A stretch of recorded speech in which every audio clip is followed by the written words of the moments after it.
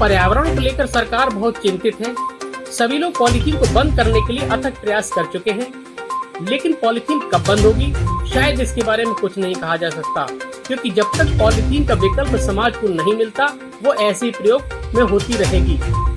आपको देखा होगा कि आपने शादी व अन्य उत्सवों में सभी लोग प्लास्टिक के गिलास में पानी पीते हैं और पिलाते हैं तथा प्लास्टिक की थैली को इस्तेमाल करते हैं। इसके बाद इस कचरे को कहीं बाहर फेंक देते हैं, जिसके कारण हमारे पशुओं के पेट में ये गंदगी चली जाती है और उनकी कभी कभी मौत भी हो जाती है और ये हानि हमें को सबक पहुंचाती है। इस प्रथा को समाप्त करने के लिए एक ऐसा व्यक्ति सामने आया है जिसने मिट्टी के बर्तन बनाने का यंत्र ही बना दिया। यंत्र भी इतना बेहतरीन कि आप मिट्टी का कोई बर्तन, किसी प्रकार का बर्तन बहुत ही जल्दी बना सकते हैं और समाज के सामने पेश भी कर सकते हैं। आइए आपको बताते हैं कि पूरा मामला मेहनती के नगला पंजाबा का है। यहाँ के रहने वाले पवन प्रजापति, जिन्होंने फिरोजाबाद, आगरा, शुकाबाद आदि जनपदों से जुगाड़ के यंत्र को तैयार करने के लिए कुछ सामान लाए और उन्होंने इस यंत्र को तैयार करके समाज के सामने एक ऐसी मिसाल पेश की है जो देखने लायक होगी। पवन का यह भी कहना है कि अगर सरकार हमें सहयोग दे तो मैं हजारों लोगों को रोजगार देने का काम भी कर सकता हूँ।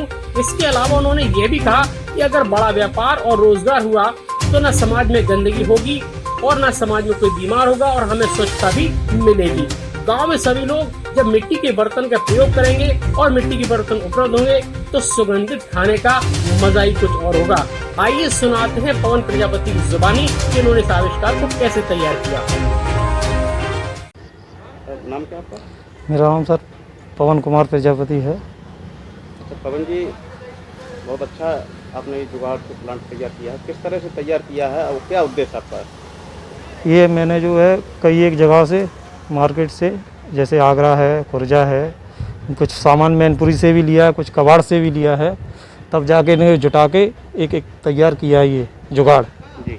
हाँ, और उद्देश्य हमारा ये है कि ये जो पॉलीथीन के जो बर्तन वगैरह बिक रहे हैं बाज़ार के अंदर और ये मैरिज होम में कई एक दावतें वगैरह चलती हैं और लाके कचरा इकट्ठा एक कई जगह डाल देते हैं, उससे जो है कई प्रकार की जहरीली गैसें निकलती हैं जो हमारे तुम्हारे बाल बच्चों के लिए या आपके लिए, हम सब के लिए जो है खतरनाक साबित होती हैं और हाँ, और ये पर्यावरण दूषित करती हैं।